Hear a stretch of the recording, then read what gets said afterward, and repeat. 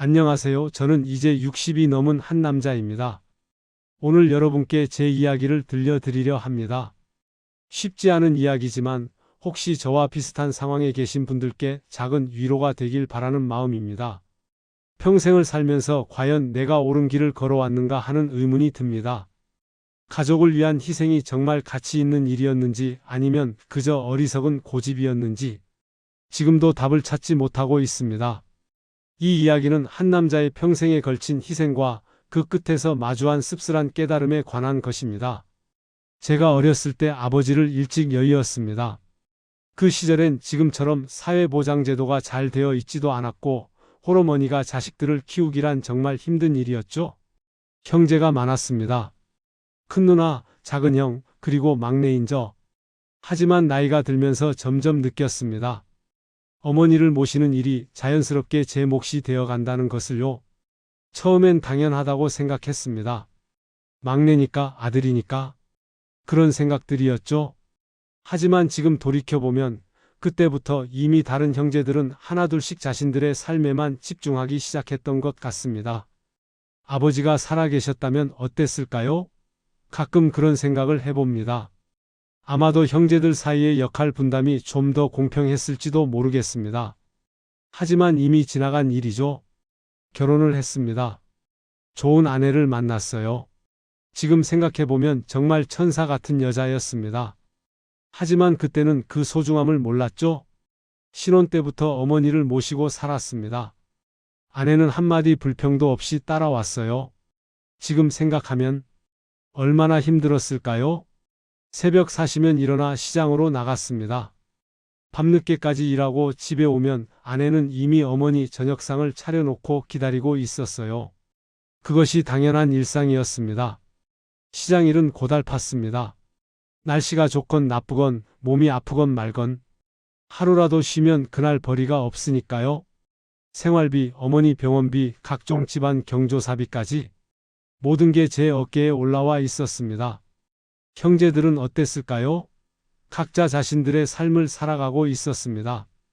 가끔 명절에 얼굴 보는 것 외에는 어머니 일에는 관심이 없어 보였어요. 그때는 그래도 내가 막내니까, 내가 아들이니까 하며 버텼습니다. 자식된 도리라고 믿었거든요. 아내 이야기를 해야겠습니다. 지금까지 살면서 가장 미안한 사람이에요. 시장에서 돌아오면 아내는 항상 어머니 밥상을 챙기고 있었습니다. 제가 보기에도 정말 정성스럽게 돌봤어요. 제가 친어머니를 모시는 것보다도 더 세심하게요. 그런데 나중에 알게 된 사실이지만 그 뒤에는 말로 다 할 수 없는 고통이 있었습니다. 어머니는 성격이 까다로우셨어요. 특히 며느리에게는 더욱 엄하셨죠. 밥이 조금만 늦어도 국이 조금만 식어도 밥상을 엎어버리시기 일쑤였다고 합니다. 아내는 그런 일이 있어도 저에게 말하지 않았어요. 제가 힘들까봐, 제가 어머니와 갈등하게 될까봐 그냥 혼자 참고 견뎠던 거죠. 손찌검을 당한 적도 있다고 나중에 들었습니다. 그 말을 들었을 때 제 가슴이 찢어지는 것 같았어요. 어떻게 그런 일이 있었는데 저에게 말하지 않을 수 있었을까요? 더 가슴 아픈 건 아내가 시누이들의 산후조리까지 도맡아 했다는 사실입니다. 6시간 거리를 오가면서도 아이 낳은 형님들을 정성껏 돌봤어요. 자신은 시어머니께 매일 시달리면서도 말이에요. 왜 그때 몰랐을까요? 왜 아내의 고통을 보지 못했을까요? 지금 생각해보면 신호가 있었을 텐데 저는 너무 어리석었습니다.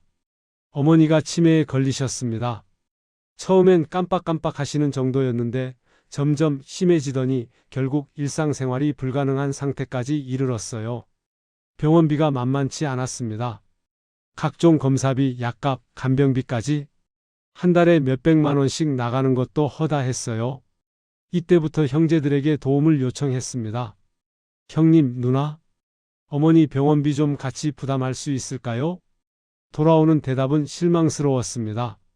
너 잘하고 있잖아. 우리도 사정이 있어? 내가 모시고 사는데 당연히 내가 해야지.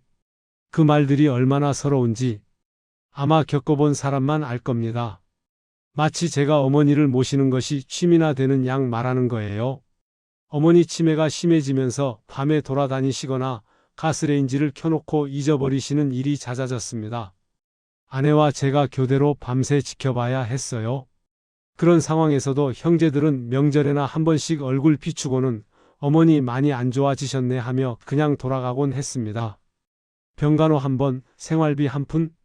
정말 아무것도 도움을 주지 않았어요. 그러면서도 네가 막내니까, 네가 아들이니까 하며 당연하다는 듯이 말했죠. 어느 날이었습니다. 집배원이 내용 증명 우편 하나를 가져왔어요. 보낸 사람은 큰 누나였습니다. 내용을 보고 깜짝 놀랐습니다. 10년 전에 어머니께서 제게 증여해 주신 시골 땅과 집을 형제들에게 나눠달라는 요구였어요. 3천만 원, 2천만 원. 마치 계산서를 들이밀듯 정확한 금액까지 적혀 있더군요. 그 순간 머리가 하얗게 변했습니다. 그 시골집은 어머니가 내가 나를 돌보고 있으니 너에게 주겠다며 증여해 주신 거였어요. 사실 그 집도 낡고 감나가는 것도 아니었지만 어머니의 마음이 담긴 곳이었죠. 10년 동안 그 집 관리비, 세금도 제가 다 냈습니다. 어머니 모시느라 실제로는 거의 가본 적도 없는 집이었는데 말이에요.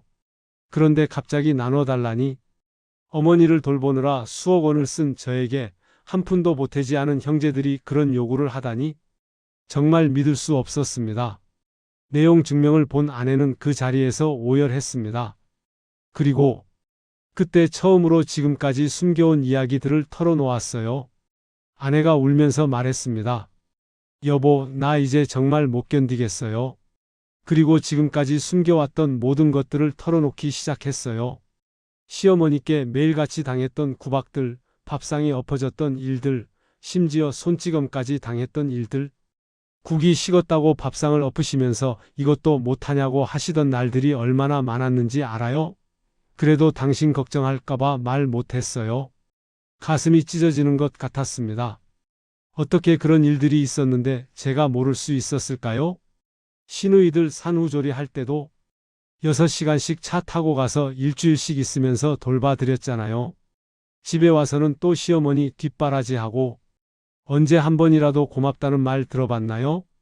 아내의 말이 계속 이어졌습니다. 그동안 당신 형제들이 한 번이라도 고마워했나요? 병문안 한 번, 생활비 한 푼? 아무것도 보태지 않으면서 이제 와서 재산은 나눠달라고 하네요. 그제야 깨달았습니다. 제가 가족을 위해 희생했다고 생각했지만 정작 가장 가까운 사람인 아내의 희생은 전혀 보지 못했다는 것을요. 아내는 제가 어머니를 모시는 것을 당연하게 받아들였지만 그 과정에서 자신이 겪는 고통은 혼자 삼켜왔던 거예요. 그날 밤 정말 많은 생각을 했습니다. 내가 과연 누구를 위해 살아온 걸까? 정말 소중한 건 무엇일까? 그 모든 스트레스와 억울함이 쌓이고 쌓여서 결국 제 몸이 버티지 못했습니다. 어느 날 갑자기 머리가 깨질 듯 아프더니 그대로 쓰러졌어요. 뇌출혈이었습니다. 응급실에 실려가면서도 의식이 희미해지는 순간에도 자꾸 형제들 생각이 났습니다. 내가 왜 이런 고생을 했나? 내 인생이 이게 전부인가? 병원에서 깨어났을 때 아내가 눈물을 글썽이며 곁에 있었어요. 얼마나 놀랐을까요? 얼마나 무서웠을까요? 의사 선생님은 말했습니다. 스트레스가 주원인인 것 같습니다. 앞으로는 정말 조심하셔야 해요. 스트레스. 네, 맞습니다. 평생 쌓인 스트레스가 결국 제 몸을 무너뜨린 거였어요. 형제들은 문병을 왔을까요? 큰 누나는 한 번 와서는 빨리 나와서 어머니 돌봐야지 했고 작은 형은 몸 관리를 제대로 안 해서 그렇다며 오히려 핀잔을 줬어요. 그때 정말 깨달았습니다. 아, 이 사람들에게 나는 그저 어머니를 돌보는 도구일 뿐이구나.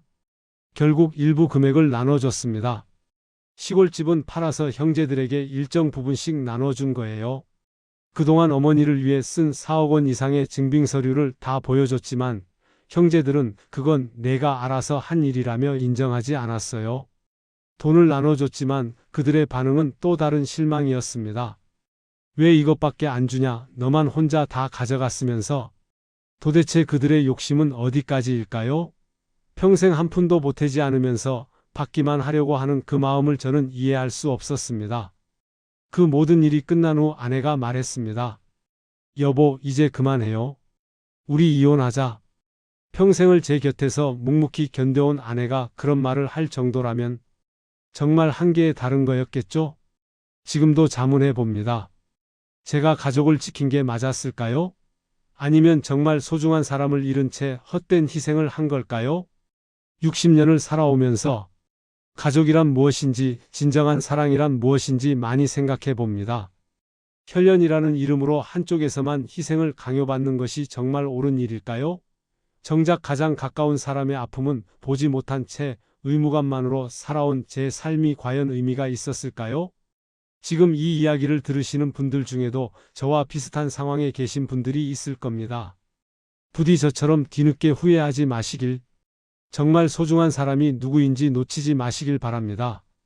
가족을 위한 희생도 소중하지만 그보다 더 소중한 건 나와 함께 그 희생을 감내해주는 사람일지도 모릅니다. 그 사실을 저는 너무 늦게 깨달았습니다.